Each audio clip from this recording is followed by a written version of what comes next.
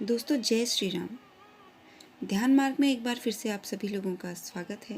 और आज हम बात करने जा रहे हैं एक ऐसे विषय पे जिसका विवरण, जिसका उल्लेख बहुत ही कम स्थानों पे मिलता है। भगवान राम का नाम लेते ही हमारे आराध्य देव मर्यादा पुरुषोत्तम श्री राम की छवि मन मस्तिष्क में उभर आती है।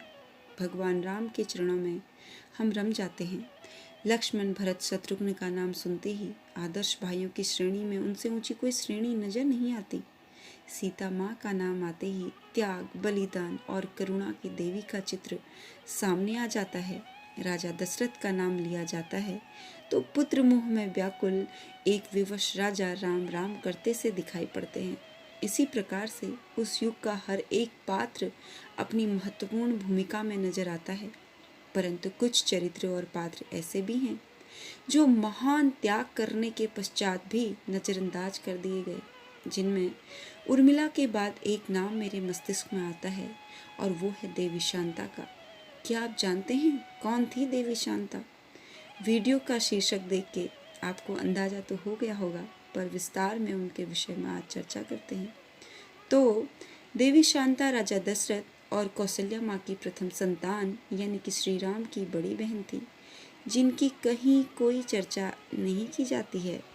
उनके विषय में बहुत ही कम स्थानों में विवरण मिलता है।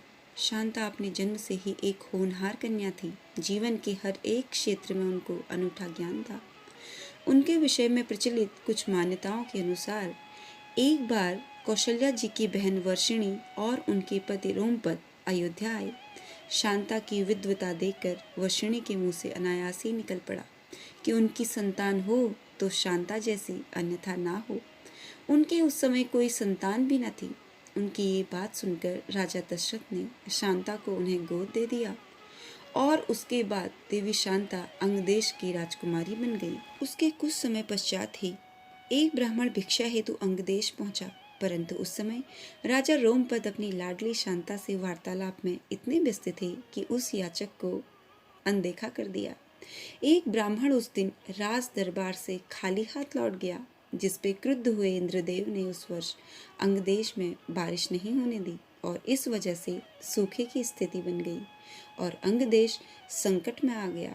इस विकट समस्या के समाधान हेतु राजा रोमपद ऋषि श्रृंग के पास पहुंचे और उनके दिए सुझाव के अनुसार ही उन्होंने एक यज्ञ का आयोजन किया, जिसके फलस्वरूप अंग देश फिर से पहले की ही भांति हरा भरा हो गया।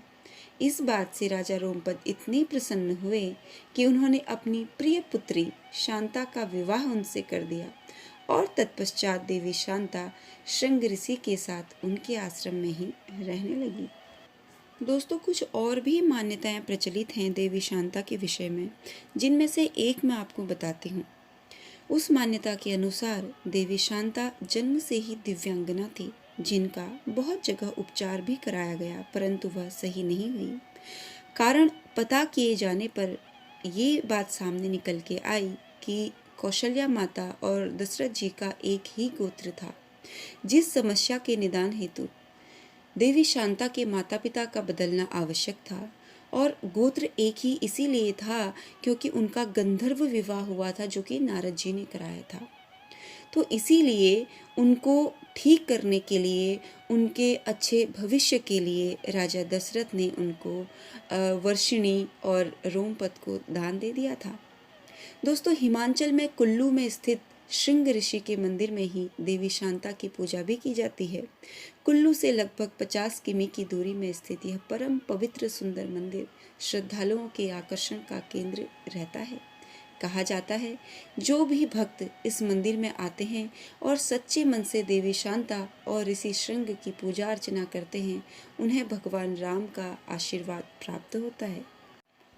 तो दोस्तों, ये थी देवी शांता से जुड़ी कुछ महत्वपूर्ण बातें जो हमको और आपको भी पता होनी चाहिए, क्योंकि भगवान श्री राम को हम अपना आराध्य मानते हैं, हम अपने आप को उनका भक्त कहते हैं और उनकी जीवन से जुड़ी और उनके जीवन से जुड़े हुए बहुत सारे अन्य भी जो पात्र थे उनके विषय में हमको कुछ भी जानकारी नहीं होती।